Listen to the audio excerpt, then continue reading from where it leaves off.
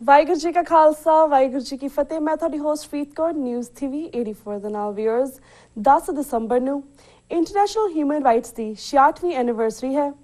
United nation ਵੱਲੋਂ 66 ਸਾਲ ਪਹਿਲਾਂ 10 ਦਸੰਬਰ ਨੂੰ ਇੰਟਰਨੈਸ਼ਨਲ ਹਿਊਮਨ ਰਾਈਟਸ ਡੇ ਵਜੋਂ ਐਲਾਨਿਆ ਗਿਆ ਸੀ।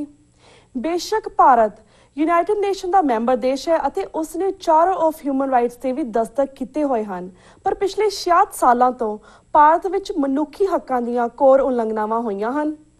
ਭਾਰਤ ਦੇ ਨਕਸ਼ੇ ਵਿੱਚ ਕੈਦ ਘੱਟ ਗਿਣਤੀ ਸਿੱਖ, ਮੁਸਲਮਾਨ, ਦਲਿਤ, ਆਦੀਵਾਸੀ ਆਦਿ ਦੇ ਮਨੁੱਖੀ ਹੱਕ ਬਿਲਕੁਲ ਸੁਰੱਖਿਅਤ ਨਹੀਂ ਹਨ। ਪਿਛਲੇ 30 ਸਾਲਾਂ ਵਿੱਚ ਜੂਨ 84 ਦੇ ਘੱਲੂਘਾਰੇ ਤੋਂ ਹੁਣ ਤੱਕ ਸਿੱਖ ਕੌਮ ਦੇ ਖਿਲਾਫ ਇੱਕ ਤੋਂ ਬਾਅਦ ਇੱਕ ਨਸਲਕੁਸ਼ੀ ਜਾਰੀ ਹੈ। ਪੰਜਾਬ ਵਿੱਚ ਦਲ ਖਾਲਸਾ ਜਥੇਬੰਦੀ ਨੇ 10 ਦਸੰਬਰ ਵਾਲੇ ਦਿਨ ਇਸ ਸੰਬੰਧੀ ਇੱਕ ਰੈਲੀ ਅਤੇ ਮਾਰਚ ਕੱਢਣ ਦਾ ਐਲਾਨ ਕੀਤਾ ਹੈ। ਇਸ ਮਾਰਚ ਰੈਲੀ ਅਤੇ ਹੋਰ ਪੰਥਕ ਮੁੱਦਿਆਂ ਸੰਬੰਧੀ ਅੱਜ ਅਸੀਂ ਸਭ ਤੋਂ ਪਹਿਲਾਂ ਗੱਲਬਾਤ ਕਰਾਂਗੇ ਸਰਦਾਰ ਸਰਬਜੀਤ ਸਿੰਘ ਕੁਮਾਰ ਨਾਲ, ਸਕੱਤਰ ਦਲ ਖਾਲਸਾ, ਜਿਹੜੇ ਕਿ ਇਸ ਵੇਲੇ ਅੰਮ੍ਰਿਤਸਰ ਤੋਂ ਸਾਡੇ ਨਾਲ ਫੋਨ ਲਾਈਨ ਤੇ ਜੁੜ ਚੁੱਕੇ ਨੇ। ਜੀ ਵੀਰ ਜੀ, ਵਾਹਿਗੁਰੂ ਜੀ ਕਾ ਖਾਲਸਾ ਵਾਹਿਗੁਰੂ ਜੀ ਕੀ ਫਤਿਹ। ਵਾਹਿਗੁਰੂ ਜੀ ਕਾ ਖਾਲਸਾ ਵਾਹਿਗੁਰੂ ਜੀ ਕੀ ਫਤਿਹ ਜੀ। ਵੀਰ ਜੀ, ਸਭ ਤੋਂ ਪਹਿਲਾਂ ਸਾਡੇ ਦਰਸ਼ਕਾਂ ਨੂੰ ਇਸ 10 ਦਸੰਬਰ ਦਿਨ ਦੀ ਅਹਿਮੀਅਤ ਅਤੇ ਤੁਹਾਡੇ ਵੱਲੋਂ ਕੀਤੀ ਜਾ ਰਹੀ ਰੈਲੀ ਅਤੇ ਰੋਸ ਮਾਰਚ ਸੰਬੰਧੀ ਪੂਰੇ ਵੇਰਵੇ ਦੇ ਨਾਲ ਜਾਣਕਾਰੀ ਦਿਓ। ਦੇਖੋ, ਇਹ ਜਿਹੜਾ 10 ਦਸੰਬਰ ਦਾ ਦਿਨ ਵਾ, ਇਹ UN ਵੱਲੋਂ ਜਾਂ ਸਾਰੇ ਸੰਸਾਰ ਦੇ ਜਿਹੜੇ ਆਪਾਂ ਲੋਕ ਆ, ਇਹ ਮਨੁੱਖੀ ਅਧਿਕਾਰਾਂ ਦੇ ਦਿਵਸ ਵਜੋਂ ਮਨਾਇਆ ਜਾਂਦਾ। ਔਰ ਮਨੁੱਖੀ ਅਧਿਕਾਰਾਂ ਦੇ ਮੁੱਦੇ ਨਾਲ ਜੁੜੇ ਹੋਏ ਜਿੰਨੇ ਵੀ ਸਵਾਲ ਨੇ, ਜਿੰਨੀਆਂ ਵੀ ਘਟਨਾਵਾਂ ਨੇ, ਜਾਂ ਜਿੰਨੇ ਵੀ ਇਸ ਚੀਜ਼ ਨਾਲ ਰਿਲੇਟ ਕਰਦੇ ਪੁਆਇੰਟ ਨੇ, ਉਹ ਇਸ ਦਿਨ ਸਾਰੇ ਸੰਸਾਰ ਦੇ ਵਿੱਚ ਜਿਹੜੇ ਨੇਗੇ ਉਹਨਾਂ ਤੇ ਚਰਚਾ ਹੁੰਦੀ ਆ, ਸਮਾਗਮ ਕੀਤੇ ਜਾਂਦੇ ਆ, ਸੈਮੀਨਾਰ ਹੁੰਦੇ ਆ, ਪ੍ਰੋਗਰਾਮ ਹੁੰਦੇ ਆ। ਹਰ ਥਾਂ ਤੇ ਆਪੋ ਆਪਣੇ ਢੰਗ ਤਰੀਕੇ ਨਾਲ ਮਨੁੱਖੀ ਅਧਿਕਾਰਾਂ ਦੀ ਚਰਚਾ ਜਿਹੜੀ ਆ ਉਹ ਕੀਤੀ ਜਾਂਦੀ ਹੈ। ਇਸ ਵਾਰ ਅਸੀਂ ਇੱਥੇ ਪੰਜਾਬ ਦੇ ਵਿੱਚ ਜਿਹੜਾ ਸਾਡਾ ਸਿੱਖ ਕੌਮ ਦਾ ਮਸਲਾ ਹੈਗਾ ਮਨੁੱਖੀ ਅਧਿਕਾਰਾਂ ਨਾਲ ਸੰਬੰਧਿਤ, ਉਹਦੀ ਗੱਲ ਕਰਨ ਜਾ ਰਹੇ ਹਾਂ। ਜੀ ਜੀ ਜੀ ਵੀਰ ਜੀ, ਕਿਉਂਕਿ ਸਾਡੇ ਕਾਫੀ ਦਰਸ਼ਕ ਤੁਹਾਨੂੰ ਇਸ ਵੇਲੇ ਵੇਖ ਰਹੇ ਨੇ, ਸੁਣ ਰਹੇ ਨੇ, probably in Punjab as well, probably they'll watch it on YouTube.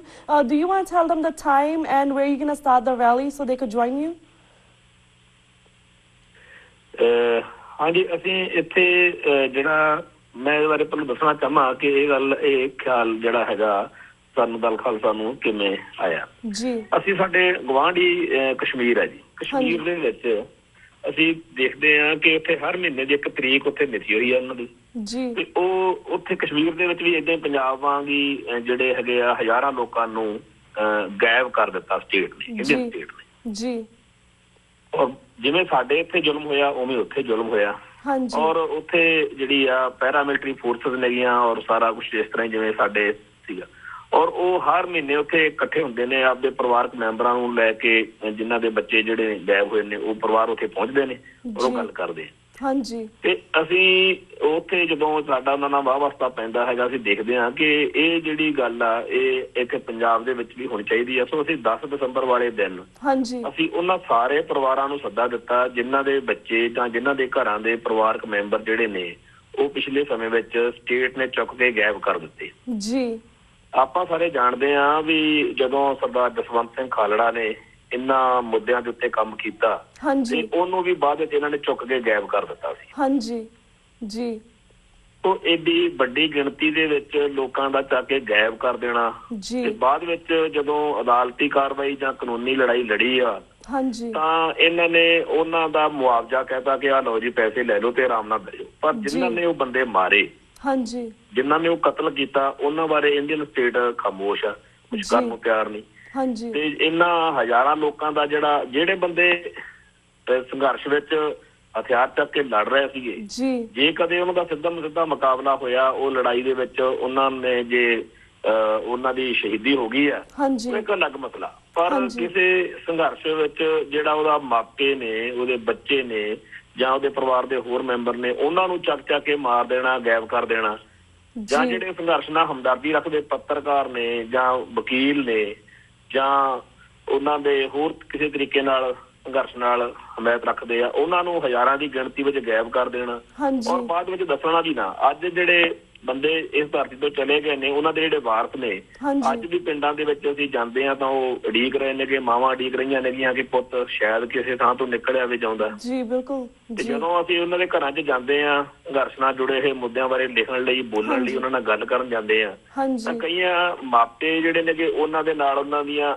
ਜਿਹੜੇ ਉਹ ਮੁੰਡੇ ਘਰਾਂ ਤੋਂ ਚੱਕ ਕੇ ਗਾਇਬ ਕੀਤੇ ਆ, ਦੁਕਾਨਾਂ ਚੋਂ, ਮਕਾਨਾਂ ਚੋਂ, ਬਾਜ਼ਾਰਾਂ ਚੋਂ, ਬੱਸਾਂ ਚੋਂ, ਉਹਨਾਂ ਦੀਆਂ ਘਰ ਵਾਲੀਆਂ ਬੈਠੀਆਂ ਨੇਗੀਆਂ, ਉਡੀਕ ਰਹੀਆਂ ਨੇ, ਜਾਂ ਕਹਿੰਦੀਆਂ ਕੁੜੀ ਵਿਆਹੁਣ ਵਾਲੀ ਹੋ ਗਈ ਆ। ਪਰ ਮੈਂ ਸੋਚਦੀ ਹਾਂ ਸ਼ਾਇਦ ਕਿਸੇ ਪਾਸੋਂ ਚੱਜ ਹਾਲ ਦੀ ਖਬਰ ਆਈ ਜਾਵੇ।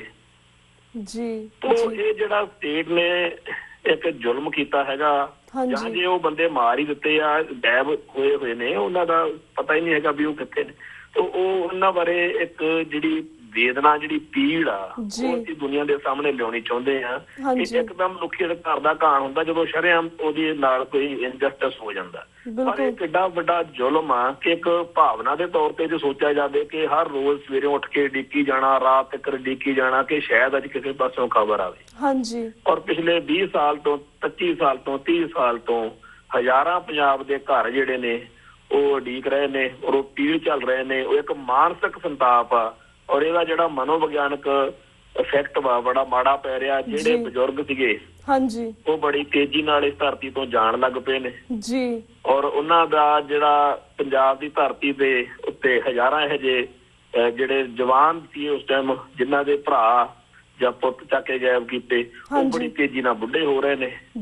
ਔਰ ਇਹ ਜਿਹੜਾ ਦਰਦ ਵਾ, ਇਹ ਜਿਹੜੀ ਪੀੜ ਆ, ਉਹ ਅਸੀਂ ਦੁਨੀਆ ਦੇ ਸਾਹਮਣੇ ਲਿਆਉਣ ਦੇ ਲਈ 10 ਦਸੰਬਰ ਵਾਲੇ ਦਿਨ ਇੱਥੇ ਸਾਰੇ ਜਿਹੜੇ ਸੰਘਰਸ਼ ਨਾਲ ਇਸ ਤਰ੍ਹਾਂ ਦੇ ਦੁੱਖ ਝੱਲਣ ਵਾਲੇ ਪਰਿਵਾਰ ਨੇ ਇਕੱਠੇ ਹੋ ਰਹੇ ਆ ਅੰਮ੍ਰਿਤਸਰ ਦੇ ਵਿੱਚ।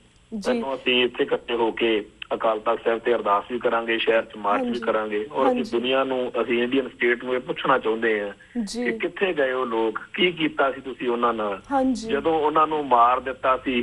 ਤੁਸੀਂ ਉਹਨਾਂ ਦੇ ਜਿਹੜੀਆਂ ਅੰਤਮ ਸਾਡੇ ਧਰਮ ਦੀਆਂ ਰਸਮਾਂ ਨੇਗੀਆਂ ਉਹਦੇ ਅਨੁਸਾਰ ਕੁਛ ਕੀਤਾ ਸੀ, ਜਾਂ ਕੀ ਹੋਇਆ ਉਹਨਾਂ ਨਾਲ? ਇਹ ਸਾਡਾ ਸਵਾਲ ਆ। ਅਸੀਂ 10 ਦਸੰਬਰ ਵਾਲੇ ਦਿਨ ਇਹ ਗੱਲ ਕਰਨ ਜਾ ਰਹੇ। ਜੀ ਬਿਲਕੁਲ ਵੀਰ ਜੀ, ਤੁਸੀਂ ਇਹੀ ਕਹਿ ਸਕਦੇ ਕਿ ਦਲ ਖਾਲਸਾ ਵੱਲੋਂ ਇਹ ਬਹੁਤ ਚੰਗਾ ਉਪਰਾਲਾ ਤੁਸੀਂ ਕਰ ਰਹੇ ਹੋ, ਐਂਡ ਕਾਫੀ ਅਵੇਅਰਨੈਸ ਵੀ ਲੋਕਾਂ ਦੇ ਵਿੱਚ ਆਏਗੀ। ਐਂਡ ਟਾਪ ਦਾ ਲੋਕਾਂ ਦੁਨੀਆ ਦੇ ਵਿੱਚ ਲੋਕਾਂ ਨੂੰ ਪਤਾ ਲੱਗਾ ਕਿਸ ਤਰ੍ਹਾਂ ਭਾਰਤ ਜਿਹੜਾ ਆਪਣੇ ਆਪ ਨੂੰ ਕਹਿ ਰਿਹਾ ਕਿ ਵੀ ਡੈਮੋਕ੍ਰੈਟਿਕ ਪੀਪਲ, ਬਟ ਲਾਈਕ ਕਿਸ ਤਰ੍ਹਾਂ ਆਪਣੀ ਮਾਈਨੋਰਿਟੀਜ਼ ਨੂੰ ਕਿਸ ਤਰ੍ਹਾਂ ਉਹਨੇ ਕਤਲ ਕੀਤਾ ਸੀਗਾ ਪਿਛਲੇ 30 ਸਾਲਾਂ ਤੋਂ, 40 ਸਾਲਾਂ ਤੋਂ। So that will bring a lot of awareness on people. ਪਰ ਵੀਰ ਜੀ ਅਸੀਂ ਇਹ ਵੀ ਜਾਣਨਾ ਚਾਹਾਂਗੇ, ਜਿਸ ਤਰ੍ਹਾਂ ਇਸ ਵੇਲੇ ਜੋ ਪਹਿਲਾਂ ਹੋਇਆ ਸਾਡੇ ਨਾਲ ਹੋ ਰਿਹਾ ਸੀਗਾ, ਪਰ ਜਿਸ ਤਰ੍ਹਾਂ ਹੁਣ ਵੀ ਸਾਡਾ ਇੱਕਦਮ ਸਾਡੀ ਨਸਲਕੁਸ਼ੀ ਜਾਰੀ ਹੈ, ਭਾਵੇਂ ਉਹ ਕਾਂਗਰਸ ਦੀ ਹੋਵੇ ਚਾਹੇ ਬੀਜੇਪੀ ਦੀ ਹੋਵੇ। ਈਵਨ ਪੰਜਾਬ ਦੇ ਵਿੱਚ ਬੀਜੇਪੀ ਦਾ ਨਾ ਜ਼ੋਰ ਚੱਲ ਰਿਹਾ, ਇੰਨੀਆਂ RSS ਨੇ ਨਵੀਆਂ ਆਪਣੀਆਂ ਸ਼ਾਖਾਵਾਂ ਖੋਲ ਰਹੇ ਨੇ ਪੰਜਾਬ ਦੇ ਵਿੱਚ, ਐਂਡ ਇਸ ਲਈ ਦਲ ਖਾਲਸਾ ਜਥੇਬੰਦੀ ਕੀ ਕਰ ਰਹੀ ਹੈ ਇਸ ਵੇਲੇ?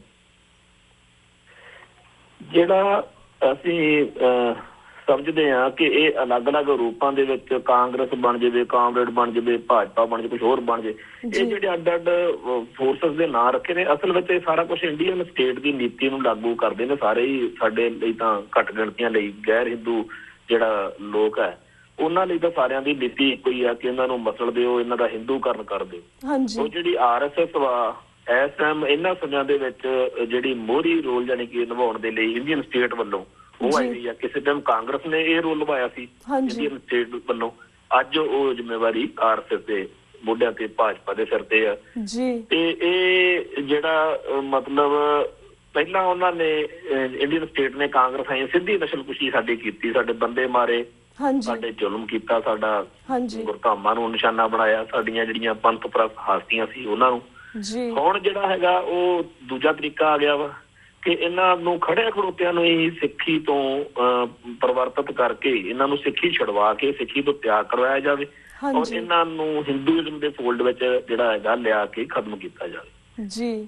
ਔਰ ਇਹ ਜਿਹੜੀ RSS ਦੀ ਇਹ ਨੀਤੀ ਆ, ਇਹਦੇ ਵਿੱਚ ਜਿਹੜਾ ਪੰਜਾਬ ਦੇ ਵਿੱਚ ਸਿਆਸੀ ਪਾਰਟੀ ਆ ਇੱਥੋਂ ਦੀ, ਇੱਕ ਬਾਦਲ ਦਲ ਜਿਹਨੂੰ ਕੋਈ ਗਲਤੀ ਨਾਲ ਸ਼੍ਰੋਮਣੀ ਅਕਾਲੀ ਦਲ ਵੀ ਕਹਿ ਲੈਂਦੇ ਆ, ਇੱਕ ਤਾਂ ਸ਼੍ਰੋਮਣੀ ਅਕਾਲੀ ਦਲ ਉਹ ਸੀਗਾ ਜਿਹੜਾ ਪੰਥ ਦੇ ਤੇ ਪੰਜਾਬ ਦੇ ਹੱਕਾਂ ਹਿੱਤਾਂ ਲਈ ਜੂਝਦਾ ਰਿਹਾ, ਔਰ ਅਕਾਲੀ ਹੋਣਾ ਸ਼ਾਨ ਦੀ ਗੱਲ ਹੁੰਦੀ ਸੀ। ਇਹ ਜਿਹੜਾ ਸਿਆਸੀ ਦਲ ਵਾ ਬਾਦਲ ਦਲ, ਇਹਦੇ ਕਰਕੇ ਉਹ ਜਿਹੜਾ ਕੰਮ ਆ ਹੋਰ ਵੀ ਸੌਖਾ ਹੋਇਆ ਉਹਨਾਂ ਦਾ, ਕਿਉਂਕਿ ਪੰਜਾਬ ਦੇ ਹੱਕਾਂ ਹਿੱਤਾਂ ਦੀ ਪਾਰਟੀ ਜਿਹੜੀ ਸੀਗੀ ਉਹ ਤਾਂ ਉਵੇਂ ਕੋਈ ਰਹੀ ਨਾ, ਉਹਦੀ ਤਾਕਤਵਰ ਕੋਈ ਰਹੀ ਨਾ, ਧਿਰਾਂ ਕਈ ਹੈਗੀਆਂ ਨੇ ਇੱਥੇ ਪਰ ਉਹਦੀ ਸ਼ਕਤੀਵਾਨ ਪਾਰਟੀ ਕੋਈ ਹੈ ਨੀ ਗੀ। ਸੋ ਬਾਦਲ ਦਲ ਨਾਲ ਰਲ ਕੇ ਜੋ ਪੰਜਾਬ ਦੀ ਧਰਤੀ ਉੱਤੇ ਆਪਦਾ ਇੱਥੇ ਬੂਟਾ ਉਹ ਲਾ ਚੁੱਕੇ ਨੇ, ਜਿਹੜਾ ਕਮਲ ਦਾ ਫੁੱਲ ਕਦੇ ਪੰਜਾਬ ਦੀ ਧਰਤੀ ਤੇ ਕਿਸੇ ਨੂੰ ਪਤਾ ਵੀ ਨਹੀਂ ਸੀਗਾ ਕਿ ਭਾਜਪਾ ਕੌਣ ਹੈ, ਉਹ ਅਕਾਲੀਆਂ ਕਰਕੇ, ਇਹਨਾਂ ਬਾਦਲ ਦੀਆਂ ਅਕਾਲੀਆਂ ਕਰਕੇ ਇੱਥੇ ਆਇਆ ਤੇ ਅੱਜ ਉਹ ਬਾਦਲ ਦਲ ਨੂੰ ਵੀ ਅੱਖਾਂ ਦਿਖਾ ਰਹੇ ਆ। ਤੇ ਬੜੀ ਜਲਦੀ ਜਿਸ ਹਿਸਾਬ ਨਾਲ ਚਰਚਾ ਹੋ ਰਹੀ ਆ ਪੰਜਾਬ 'ਚ, ਔਰ ਬੜੀ ਚਿੰਤਾ ਪੰਥ ਪ੍ਰਸਤ ਲੋਕਾਂ ਨੂੰ ਕਿ ਪੰਜਾਬ ਦੇ ਪਿੰਡਾਂ ਦੇ ਵਿੱਚ, ਗੁਰਦੁਆਰਿਆਂ ਦੇ ਵਿੱਚ ਤੇ ਹੋਰਨਾਂ ਥਾਵਾਂ ਦੇ ਉੱਤੇ ਇਹਨਾਂ ਦੀ ਬੜੀ ਡੂੰਘੀ ਪਕੜ ਬਣੀ ਹੋਈ ਹੈ। ਇਹਨਾਂ ਨੇ ਬੜਾ ਲੋਕਾਂ ਦੇ ਵਿੱਚ ਘੁਸਪੈਠ ਕਰ ਲਈ ਆ, ਔਰ ਸਿੱਖ ਸਮਾਜ ਜਿਹੜਾ ਹੈਗਾ ਉਹ ਪਹਿਲਾਂ ਹੀ ਬਹੁਤ ਹੀ ਜ਼ਿਆਦਾ ਮਾੜੀ ਸਥਿਤੀ ਵਿੱਚ ਵਾ। ਇੱਥੇ ਅਸੀਂ ਕਈ ਵਾਰੀ ਜਜ਼ਬਾਤ ਵਿੱਚ ਆ ਕੇ ਇੰਜ ਕਿਵੇਂ ਹੋ ਜਾਊਗਾ, ਉਹ ਕਿਵੇਂ, ਇੱਥੇ ਪਰ ਸਭ ਕੁਛ ਹੋ ਚੁੱਕਿਆ। ਔਰ ਇਹ ਜਿਵੇਂ ਅਸੀਂ ਤਾਂ ਕਈ ਵਾਰੀ ਸੋਚਦੇ ਹਾਂ ਜਿਵੇਂ ਆਪਰੇਸ਼ਨ ਆਖਰੀ ਹੱਲਾ ਇਹ ਕਰ ਰਹੇ ਨੇ ਆਪਦੇ ਵੱਲੋਂ, ਤੇ ਸਿੱਖ ਸਮਾਜ ਨੂੰ ਅਵੇਅਰ ਕਰਨ ਦੇ ਲਈ ਜਿਹੜਾ ਖਤਰਾ ਮਤਲਬ RSS ਵੱਲੋਂ ਆ ਰਿਹਾ ਉਹਦੇ ਖਿਲਾਫ ਲੋਕਾਂ ਨੂੰ ਚੇਤੰਨ ਕਰਨ ਦੇ ਲਈ ਅਸੀਂ ਦਲ ਖਾਲਸਾ ਵੱਲੋਂ ਆਪਣੇ ਯਤਨ ਰੰਭੇ ਨੇ। ਅਸੀਂ ਨੁੱਕੜ ਮੀਟਿੰਗਾਂ, ਘਰਾਂ ਦੇ ਵਿੱਚ ਲੋਕਾਂ ਨੂੰ ਲਿਟਰੇਚਰ ਦੇਣਾ, ਪਿੰਡਾਂ 'ਚ ਆਮ ਜਿਹੜਾ ਸਿੱਖ ਯੂਥ ਆ, ਨੌਜਵਾਨ ਆ, ਉਹਨੂੰ ਦੱਸਣਾ ਅਸੀਂ ਸ਼ੁਰੂ ਕੀਤਾ ਹੈ। ਪਹਿਲਾਂ ਵੀ ਅਸੀਂ ਇੱਕ ਜਿਹੜੀ ਜੰਗ ਇਸ ਤਰੀਕੇ ਦੀ ਸਨ 2000 ਦੇ ਲਾਗੇ ਲੜੀ ਆ ਇਹਨਾਂ ਦੇ ਖਿਲਾਫ। ਸਾਨੂੰ ਇਹਨਾਂ ਦੇ ਬਾਰੇ ਬਹੁਤ ਜਿਹੜਾ ਪਤਾ ਹੈਗਾ ਕਿ ਕਿਸ ਤਰੀਕੇ ਨਾਲ ਕਰਦੇ ਨੇ। ਇਹਨਾਂ ਦੀਆਂ ਜਿਹੜੇ ਕੈਲੰਡਰ ਨੇ ਗੇ ਉਹ ਬੜੇ ਖਤਰਨਾਕ ਸੁਨੇਹਾ ਦਿੰਦੇ ਨੇ, ਜਿਹਦੇ ਵਿੱਚ ਇੱਕ ਕੈਲੰਡਰ ਇਹਨਾਂ ਨੇ ਬਣਾਇਆ ਸੀ ਜਿਹਦੇ ਵਿੱਚ ਗੁਰੂ ਨਾਨਕ ਸਾਹਿਬ ਜੀ ਅਤੇ ਗੁਰੂ ਗੋਬਿੰਦ ਸਿੰਘ ਜੀ ਦੇ ਜਿਹੜੇ ਕਾਲਪਨਿਕ ਚਿੱਤਰ ਪ੍ਰਚਲਿਤ ਨੇਗੇ ਸਾਡੇ ਸਮਾਜ ਵਿੱਚ, ਉਹਨਾਂ ਨੂੰ ਮਾਨਤਾ ਵੀ ਮਿਲੀ ਹੋਈ ਹੈ। ਉਹਨਾਂ ਦੇ ਉੱਤੇ ਰਾਮ ਚੰਦਰ ਤੇ ਕ੍ਰਿਸ਼ਨ ਜਿਹੜੇ ਨੇ ਉਹਨਾਂ ਵੱਲੋਂ ਰੋਸ਼ਨੀ ਪੈ ਰਹੀ ਆ ਵੀ ਬੜੀ ਇਹ ਜੀ ਰਾਮ ਚੰਦਰ ਤੇ ਕ੍ਰਿਸ਼ਨ ਤੋਂ ਇਹਨਾਂ ਨੇ ਸੇਧ ਲਈ ਆ। ਏਦਾਂ ਹੀ ਛੋਟੇ ਸਾਹਿਬਜ਼ਾਦਿਆਂ ਬਾਰੇ ਆ, ਏਦਾਂ ਹੀ ਸ਼ਿਵਲਿੰਗ 'ਚ ਰੋਸ਼ਨੀ ਨਿਕਲ ਕੇ 10 ਗੁਰੂਆਂ ਤੇ ਪੈ ਰਹੀ ਆ। ਇਹ ਕੈਲੰਡਰ ਏਦਾਂ ਦਾ ਲਿਟਰੇਚਰ ਇਹਨਾਂ ਨੇ ਬੜੀ ਵੱਡੀ ਗਿਣਤੀ 'ਚੋਂ ਵੰਡਿਆ। ਤਾਂ ਅਸੀਂ ਜਦੋਂ ਪੰਜਾਬ ਦੇ ਪਿੰਡਾਂ 'ਚ ਜਾ ਕੇ ਇਹ ਨੌਜਵਾਨਾਂ ਦੇ ਵਿੱਚ ਜਾ ਕੇ ਇਹਨਾਂ ਦੀ ਗੱਲ ਰੱਖੀ ਆ, ਜਿੱਥੇ ਵੀ ਉੱਥੇ ਨੌਜਵਾਨ ਜਿਹੜਾ ਹੈਗਾ ਜਾਗਰਤ ਹੋਇਆ। ਅਸੀਂ ਚਾਹੁੰਦੇ ਹਾਂ ਕਿ ਹਰ ਸਿੱਖ ਨੂੰ ਇਸ ਗੱਲ ਦਾ ਪਤਾ ਲੱਗੇ ਕਿ ਬੜੀ ਇੱਕ ਖਤਰਨਾਕ ਮੁਹਿੰਮ ਜਿਹੜੀ ਆ ਪੰਜਾਬ 'ਚ ਆ ਗਈ ਆ। ਔਰ ਇੱਕ ਤਾਂ ਸੀ ਸਿੱਖਾਂ ਦੇ ਜਿਸਮਾਂ ਦੀ ਨਸਲਕੁਸ਼ੀ, ਜਿਹੜੀ ਗੱਲ ਸ਼ੁਰੂ 'ਚ ਇਸ ਸਵਾਲ ਦੇ ਕੀਤੀ, ਉਹ ਇੱਕ ਦੌਰ ਸੀਗਾ, ਉਹ ਵੀ ਚੱਲ ਰਹੀ ਆ, ਉਹ ਵੀ ਮੁੱਕੀ ਨਹੀਂ। ਜਿਹੜੇ ਉਹਨਾਂ ਨੇ ਮਾਰਨੇ ਆ, ਜਿਨ੍ਹਾਂ ਨੂੰ ਸਮਝਦੇ ਆ ਕਿ ਖਤਮ ਕੀਤੇ ਇਹ ਗੱਲ ਬਣਨੀ ਆ, ਉਹਨਾਂ ਨੂੰ ਖਤਮ ਵੀ ਕਰ ਰਹੇ ਨੇ, ਜਾਂ ਨਸ਼ਿਆਂ ਨਾਲ ਵੀ ਉਹਨਾਂ ਨੂੰ। ਪਰ ਜਿਹੜੀ ਇੱਕ ਆਹ ਨਸਲਕੁਸ਼ੀ ਹੈ ਨਾ, ਇਹ ਹੈਗੀ ਆ ਮਾਨਸਿਕ ਨਸਲਕੁਸ਼ੀ, ਕਿ ਇਹਨਾਂ ਦੀ ਮਾਨਸਿਕ ਤੌਰ ਤੇ ਹੀ ਅਵਸਥਾ ਹੀ ਬਦਲ ਸਕੋ। ਜੀ ਬਿਲਕੁਲ ਵੀਰ ਜੀ। ਅਸੀਂ ਇਸ ਨਸਲਕੁਸ਼ੀ ਦੇ ਨਾਲ ਵੀ ਉਵੇਂ ਲੜਾਂਗੇ ਜਿਵੇਂ ਅਸੀਂ ਸਰੀਰਕ ਨਸਲਕੁਸ਼ੀ ਦੇ ਨਾਲ ਲੜਾਂਗੇ, ਆਖਰੀ ਸਾਲ ਤੱਕ ਅਸੀਂ ਖੜੇ ਰਵਾਂਗੇ। ਬਿਲਕੁਲ। ਤੇ ਵੀਰ ਜੀ ਸਾਡੇ ਕੋਲ 1.5 ਮਿੰਟ ਰਹਿ ਗਿਆ। At the end there is one more last question that I want to ask you ਕਿ ਜਿਸ ਤਰ੍ਹਾਂ ਇੱਕ ਨਵਾਂ ਅਕਾਲੀ ਦਲ ਯੂਨਾਈਟਿਡ ਅਕਾਲੀ ਦਲ ਦੇ ਨਾਮ ਥੱਲੇ ਹੋਣ ਦੇ ਵਿੱਚ ਰੀਸੈਂਟਲੀ ਆਇਆ ਹੈ, ਜਿਨ੍ਹਾਂ ਨੇ ਖਾਲਿਸਤਾਨ ਦੀ ਥਾਂ ਬੰਦ ਅਧਿਕਾਰਾਂ ਦੀ ਗੱਲ ਕੀਤੀ ਹੈ, ਇਸ ਨਵੇਂ ਜਥੇਬੰਦੀ ਬਾਰੇ ਤੁਸੀਂ ਕੀ ਕਹਿਣਾ ਚਾਹੋਗੇ? ਇਹ ਅਕਾਲੀ ਦਲ ਜਿਹੜਾ ਨਵਾਂ ਬਣਿਆ, ਭਾਈ ਮੋਹਕਮ ਸਿੰਘ ਹੋਣੀ ਤੇ ਜਿਹੜੇ ਹੋਰ ਸਾਰੇ ਨੇ, ਇਹ ਪਹਿਲੋਂ ਲੰਮੇ ਅਰਸੇ ਤੋਂ ਪੰਥਕ ਸਭਾ 'ਚ ਭਾਵੇਂ ਰਹੇ ਨੇ, ਪਰ ਇਹ ਸਾਰੇ ਦੇ ਸਾਰੇ ਭਾਈ ਜਸਵੀਰ ਸਿੰਘ ਰੋਡੇ ਉਹਨਾਂ ਦੇ ਪਰਿਵਾਰ ਦੇ ਨਾਲ ਜਾਂ ਉਹਨਾਂ ਟਕਸਾਲ ਦੇ ਉਹਨਾਂ ਲੋਕਾਂ ਦੇ ਨੇੜੇ ਰਹੇ ਨੇ, ਜਿਨ੍ਹਾਂ ਦਾ ਪਿਛਲੇ ਸਮੇਂ ਦੇ ਵਿੱਚ ਲੋਕਾਂ ਦੇ ਮਨਾਂ 'ਚ, ਖਾਸ ਤੌਰ ਤੇ ਸਿੱਖ ਸਮਾਜ ਦੇ ਮਨਾਂ ਵਿੱਚ ਉਹ ਜ਼ਿਆਦਾ ਸਤਿਕਾਰ ਨਹੀਂ ਬਣ ਸਕਿਆ। ਔਰ ਇਹਨਾਂ ਬਾਰੇ ਮਲੂਆ ਕ੍ਰਿਸ਼ਨ ਧਾਰ ਨੇ ਜਾਂ ਹੋਰਾਂ ਨੇ ਬੜਾ ਕੁਛ ਸੰਗਤ ਦੇ ਸਾਹਮਣੇ ਲਿਆਂਦਾ ਹੋਇਆ। ਤੇ ਇਹ ਅਜੇ ਆਪਣੀ ਕੋਈ ਥਾਂ ਜਿਹੜੀ ਹੈਗੀ ਆ ਇਹਨਾਂ ਦੀ ਹੈ ਨੀ ਗੀ, ਪਰ ਸਮਾਜ ਦੇ ਲਈ ਕੀ ਕਰਦੇ ਨੇ ਇਹ ਅਜੇ ਭਵਿੱਖ ਦਾ ਪ੍ਰਸ਼ਨ ਆ। ਜਿਹੜੇ ਇਹਨਾਂ ਬਾਰੇ ਇਹੀ ਵਿਚਾਰ ਨੇਗੇ ਕਿ ਇਹਨਾਂ ਨੇ ਪਹਿਲੋਂ ਕੌਮ ਦੀ ਲੜਾਈ ਜਿਹੜੀ ਸੀਗੀ ਉਹ ਸਹੀ ਤਰੀਕੇ ਨਾਲ ਨਾ ਲੜੀ ਤੇ ਅੱਜ ਫੇਰ ਇਹ ਮੈਦਾਨ ਦੇ ਵਿੱਚ ਆਏ ਨੇ। ਜੇਕਰ ਕੋਈ ਜ਼ਿੰਮੇਵਾਰੀ ਵਾਲਾ ਰੋਲ ਉਦੋਂ ਨਹੀਂ ਨਿਭਾਇਆ ਤਾਂ ਅੱਜ ਵੀ ਕੀ ਕਰ ਸਕਦੇ ਜੀ। ਬਿਲਕੁਲ। ਤੇ ਵੀਰ ਜੀ thank you so much for your time and ਤੁਹਾਡਾ ਅਸੀਂ ਹੁਣ ਤੁਹਾਡੇ ਕੋਲ ਜ਼ਾਤ ਲੈਣ ਦਾ ਟਾਈਮ ਵੀ ਹੋ ਗਿਆ, ਸਾਡਾ ਵਕਤ ਬ੍ਰੇਕ ਵੱਲ ਜਾ ਰਿਹਾ। ਵੀਰ ਜੀ ਵਾਹਿਗੁਰੂ ਜੀ ਕਾ ਖਾਲਸਾ, ਵਾਹਿਗੁਰੂ ਜੀ ਕੀ ਫਤਿਹ। Viewers, वक्त हो गया एक छोटे से ब्रेक था। Keep watching News TV 84. We'll be right back after a short break.